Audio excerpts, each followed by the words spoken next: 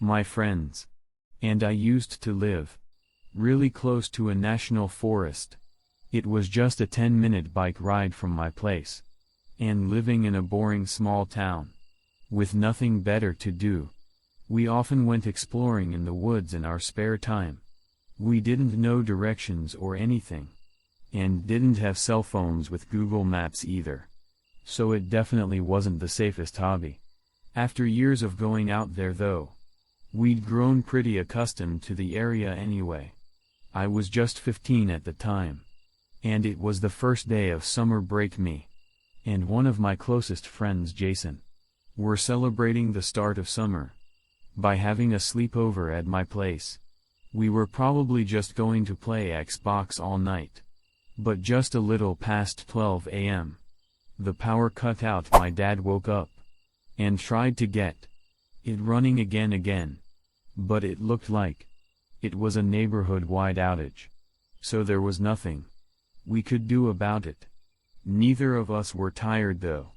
We had literally just chugged energy drinks a half hour ago, planning on pulling an all-nighter. After a couple minutes of being bored, though, Jason asked if we'd ever been in the forest at night. It was a weird and random question, but it almost felt even weirder that we'd never actually been out there at night, despite having lived here and explored those woods for over a decade. Somehow not a single time had we gone when it was dark.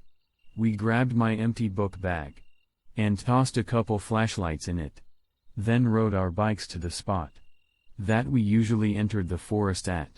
It was this dirt circle on the edge of the road that we'd always leave our bikes at. While we were there, we noticed a car parked further up the road. It was some old SUV looking like it might have broken down, but all the lights were off, so we thought they'd abandoned it or something. We tossed down our bikes and headed into the trees. When we entered, we immediately had to take our flashlights out, because it was insanely dark outside the forest. The moonlight was bright enough to illuminate the area, but inside the forest, it was just absolute darkness.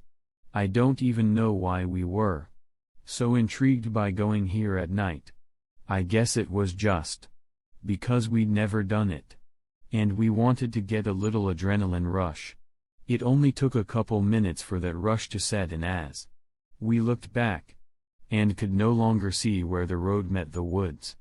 It was cool to hear the forest ambience at night, and obviously, it was a little creepy too. Our enjoyment seemed to dwindle down as we got further in though, and I don't know about Jason, but I was getting a really unnerving feeling. It was like the adrenaline rush had faded, and now I felt like something was actually wrong for some reason. For several minutes, we walked in silence, listening to the now eerie and unnerving sounds of the woods around us. As we moved our flashlights around, then we heard a stick snap to our left.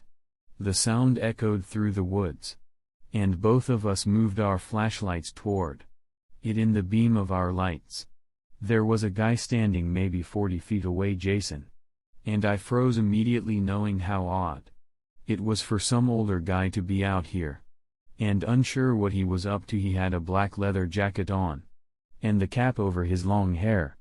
I remember his eyes vividly though, as they were disturbingly wide open somehow. It took a full 10 seconds of us staring at him, and him staring at us, before we noticed a shovel in his hand. Jason leaned over to me and whispered in a nervous voice, "I think we should go, like right now." That was enough to snap me out of it, and both of us hurried away, going back the way we came. We covered our flashlights with our shirts to make them dimmer and less visible, just in case he was trying to find us eventually. We made it back to our bikes though, and when we did, we noticed that the car parked up the road was now gone. We hopped on our bikes and rode straight back to my place. I really wish we had told someone what happened. However, I'm sure that even if we did, nothing would have come from it.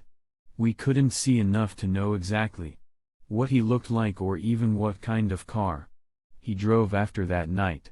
I stopped going in those woods, as I think if we had stayed any longer, or been any closer to that guy, when we ran into him, we might have not made it back home.